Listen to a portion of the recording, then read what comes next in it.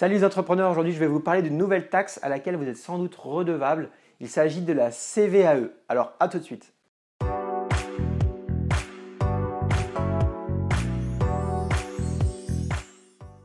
Salut les entrepreneurs ambitieux, je suis ravi de vous retrouver aujourd'hui dans cette nouvelle vidéo qui vous concerne sans doute puisque nous allons parler de la CVAE. Donc nous allons voir quelles sont les entreprises concernées, comment elles se calculent et quand la payer cette CVAE. Mais avant de commencer, je me présente brièvement pour ceux qui découvrent notre chaîne, qui découvrent nos vidéos et qui nous rejoignent.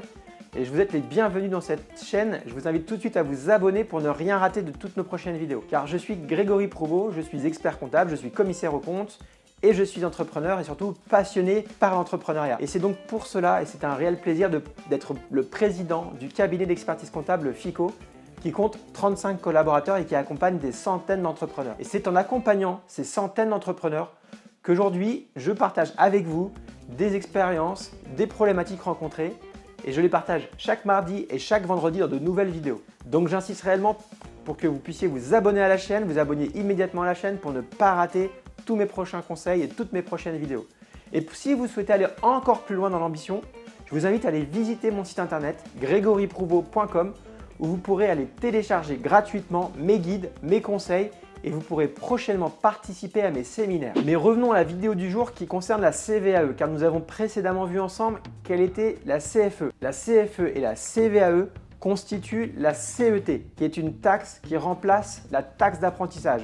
Car si vous êtes un entrepreneur avec un petit peu d'expérience et un petit peu d'ancienneté, vous avez sans doute rencontré la taxe d'apprentissage. Et bien cette taxe d'apprentissage avait été supprimée à l'époque, c'est un effet d'annonce, mais avait été remplacée par la CET qui est constituée de la CVAE et de la CFE. Alors toutes les entreprises ne sont pas concernées par cette taxe, il faut dépasser un certain seuil de chiffre d'affaires. Et donc cette taxe qui est collectée par l'administration fiscale va servir au financement des collectivités territoriales, à savoir les communes et leurs groupements, les départements et les régions. La CVAE est donc une taxe qui touche les entrepreneurs, les entreprises, qu'importe leur forme juridique, leur fiscalité, donc toutes les entreprises et les entrepreneurs qui dépassent un seuil de chiffre d'affaires fixé à 500 000 € par an. Donc si vous êtes sous ce niveau de chiffre d'affaires, vous n'allez pas être redevable de la CVAE. Ça, c'est la bonne nouvelle de cette vidéo. Cependant, si votre chiffre d'affaires dépasse 152 500 € annuels, vous allez malgré tout devoir faire une déclaration de CVAE. Notez que si vous êtes dans la première année d'exercice de votre société, vous allez être exonéré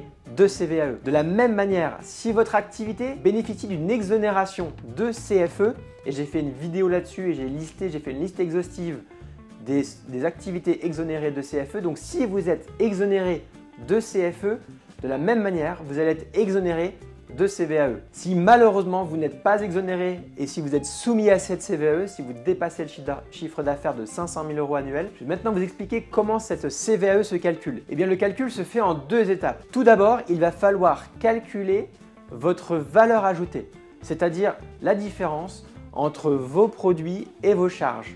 Mais dans les charges, nous n'allons pas tenir compte de toutes les charges. En effet, il va falloir retirer les charges de personnel et les charges sociales. Il ne faudra pas non plus tenir compte, il faudra retirer les charges de location de plus de 6 mois. Donc ce calcul-là va déterminer la base de valeur ajoutée qui est générée par votre activité. Dans un deuxième temps, il va falloir calculer le taux qui s'applique à cette base. Et le taux va être fonction de votre niveau de chiffre d'affaires. Plus votre chiffre d'affaires va être élevé, plus le taux va être élevé également. Il va augmenter proportionnellement à votre chiffre d'affaires. Une fois que nous aurons ces deux éléments, nous allons donc multiplier la base de valeur ajoutée par le taux qui vous est déterminé et cela donnera le montant de CVAE que vous avez à reverser à l'administration fiscale. Notez que si votre chiffre d'affaires est supérieur à 500 000 € et que vous n'êtes pas exonéré de CVAE, vous devez payer un montant minimum de CVAE de 250 € par an. Les calculs sont assez techniques, assez compliqués et je vous rassure, votre expert comptable préféré va se charger à la fois du calcul mais également du paiement de la CVAE. Voilà, j'espère avoir éclairci ces points qui concernent la CVAE. Si vous avez des questions, encore une fois, n'hésitez pas à utiliser la zone commentaire sous la vidéo. N'hésitez pas également à partager nos vidéos, à nous soutenir et surtout à vous abonner à la chaîne pour ne rien rater de tous mes conseils. Je vous remercie pour toute votre attention et je vous dis à très bientôt pour de nouvelles vidéos et de nouveaux conseils. Au revoir.